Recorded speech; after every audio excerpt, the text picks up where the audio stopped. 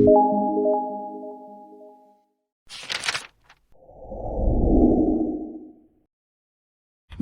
اللہ الرحمن الرحیم۔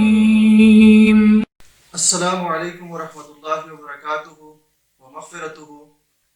معزز سامعین و ناظرین، ہم آج پھر ایک نئے حدیث کے ساتھ فضائل رمضان میں سے حسن ملاک سے آپ کے سامنے حاضر ہیں۔ نحمدہ ونصلی علی رسولہ کریم، بسم اللہ الرحمن الرحیم۔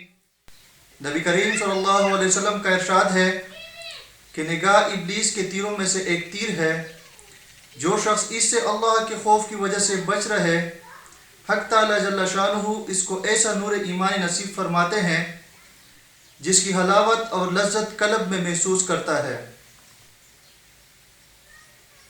صوفیہ نے بے محل کی تفسیر یہ کی ہے کہ ہر چیز کا دیکھنا اس میں داخل ہے جو دل کو حق تعالی شانہ سے ہٹا کر کسی دوسری طرف متوجہ کر دے۔ دوسری چیز زبان کی حفاظت ہے، جھوٹ، چغل خوری، لغو باتیں، غیبت، بدگوئی، بد کلامی، جھگڑا وغیرہ سب چیزیں اس میں داخل ہیں۔ بخاری شریف کی روایت میں ہے کہ روزہ آدمی کے لیے ڈال ہے، اس لیے روزہ دار کو چاہیے کہ زبان سے کوئی فحش بات یا جہالت کی بات، مثلا تمسخر، جھگڑا وغیرہ نہ کرے۔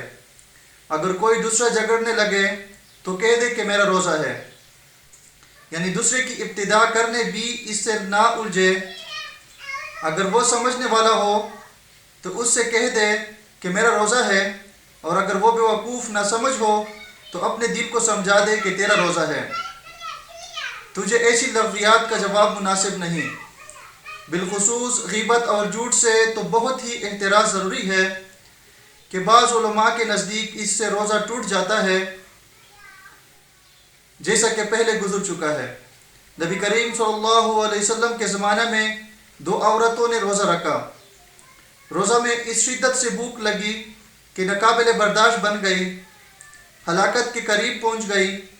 صحابہ کرام رضی اللہ عنہم اجمعین نے نبی کریم صلی اللہ علیہ وسلم سے دریافت کیا تو حضور صلی اللہ علیہ وسلم نے ایک پیالہ ان کے پاس بھیجا اور ان دونوں کو اس میں قے کرنے کا حکم فرمایا۔ دونوں نے قے کی تو اس میں سے گوشت کے ٹکڑے اور تازہ کایا ہوا خون نکلا۔ لوگوں کو حیرت ہوئی تو حضور صلی اللہ علیہ وسلم نے ارشاد فرمایا کہ انہوں نے حق تعالی شانہ کی حلال روزی سے تو روزہ رکھا اور حرام چیزوں کو کھایا کہ دونوں عورت لوگوں کی غیبت کر رہی ہیں۔ اس حدیث سے ایک مضمون اور بھی واضح ہوتا ہے کہ غیبت کرنے کی وجہ سے روزہ بہت زیادہ معلوم ہوتا ہے، حتیٰ کہ وہ دونوں عورتیں روزہ کی وجہ سے مرنے کے قریب ہو گئیں۔ اسی طرح اور بھی گناہوں کا حال ہے، اور تجربہ اس کی تائید کرتا ہے کہ روزہ میں اکثر متقی لوگوں پر ذرا بھی اثر نہیں ہوتا اور فاسق لوگوں کی اکثر بری حالت ہوتی ہے۔ اس لیے اگر یہ چاہیں کہ روزہ نہ لگے تب بھی اس کی بہتر صورت یہ ہے کہ گناہوں سے اس حالت میں احتراز کریں، بالخصوص غیبت سے، جس کو لوگوں نے روزہ کاٹنے کا مشغلہ تجویز کر رکھا ہے۔ حق تعالی شانہ نے اپنے کلام پاک میں غیبت کو اپنے بھائی کے مردار گوشت سے تعبیر فرمایا ہے، اور حدیث میں بھی بکثرت اس قسم کے واقعات ارشاد فرمائے گئے ہیں۔ بس میرے بھائی دوستو عزیزو، اللہ جل شانہ ہمیں ان تمام باتوں پر عمل کرنے کی اور دوسروں تک پہنچانے کی توفیق عطا فرمائے۔ شکریہ وآخر دعوانا الحمدللہ رب العالمین برحمتک یا ارحم الراحمین۔